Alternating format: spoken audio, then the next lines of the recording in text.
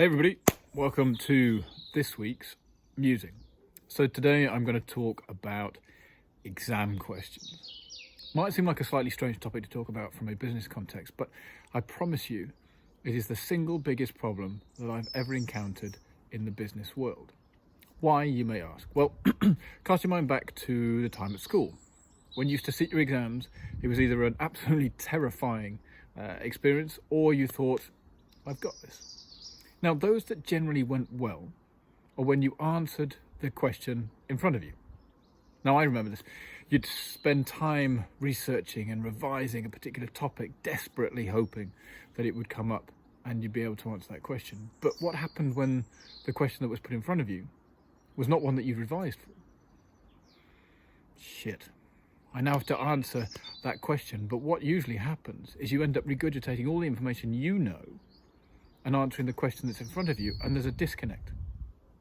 Needless to say, those are the exams that went badly. But what happens when you answer the question that's in front of you? You tell the examiner what it is that he or she wants to know.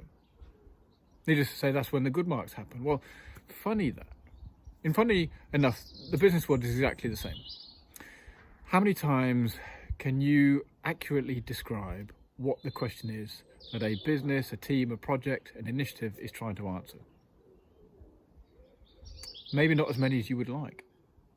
Now, the exam question should be easily distinguishable and clarification on it across any person that you ask.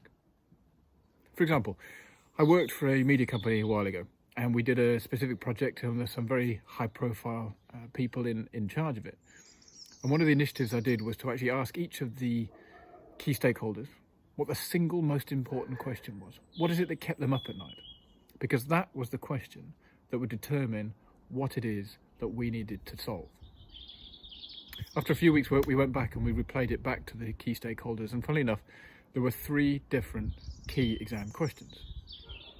Now, that in itself is not a problem. But when you've got 3 different key questions, you're pulling the project team or the business in 3 different directions. If those key stakeholders had spoken to each other and determined amongst themselves what it is, the one direction that we need to go after, that would have helped. Now just imagine that multiplied on a far larger scale across businesses, across departments, across global multi-corporations. It's easy to see when it happens. But the problem is, if you don't define the exam question up front, you don't know what success looks like. If you don't know what success looks like, you don't know the time, money, and effort needed to get there. It's pretty much the prime example is the 100-meter sprint for people with no sense of direction by Monty Python. All of a sudden they line up on the start line, waiting for the gun to go off. And bang, off it goes. Everybody disappears in different directions. That is so stereotypical of the number of projects and initiatives that I've seen unfold. But take a step back.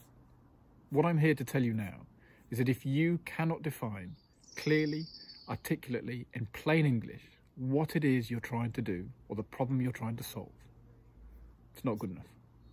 Because if you can't do it, how are you going to expect your teams to do it? And let's say your minus ones need to go and articulate to a wider group of people exactly what you're trying to do. If they don't replay it exactly how it's meant to be, it's going to get lost in translation. All of a sudden, the message gets diluted. Now, if you were to ask somebody 3 levels down, what is the purpose and the exam question we're trying to answer by doing this project? And it's not the response you were expecting. You're on a hiding to nothing. It happens right at the very top. Imagine the C-suite.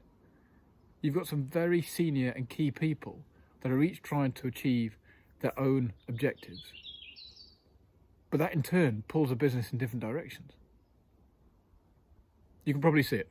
Operations want to be super efficient. Finance want to drive some costs down. The chief exec wants to put value into the business. The risk officer wants to reduce the risk across the business. How do we, as a business, then pull ourselves in one or more directions? Now that's for the senior guys and girls to work out, but ultimately the exam question is what underpins almost everything we do. So from my perspective, the objectives for 2020 are: what is the exam question we're trying to solve? Tackle that. Simply, defined, easy to translate. From there, we can work into a number of projects, and from the projects we can work into how we start tackling that. Objective, strategy, tactics.